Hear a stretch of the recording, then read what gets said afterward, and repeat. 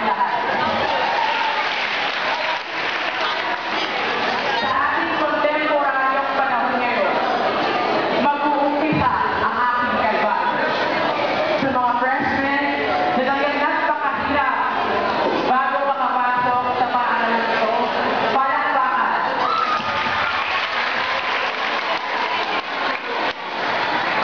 Sa mga sophomores na dalawa ang math subject at binibigyang pagkakataon na sumilip sa glimpse ng April ni Mr. Avaro.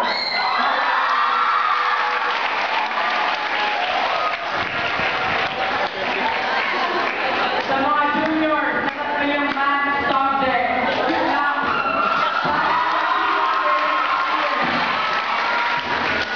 Sa mga seniors, na simple pero kasalukuyan tumatanggap ng words of wisdom ni Ma'am Tidor. So, good afternoon, people. Let me take this opportunity to share the certain quote of Douglas MacArthur.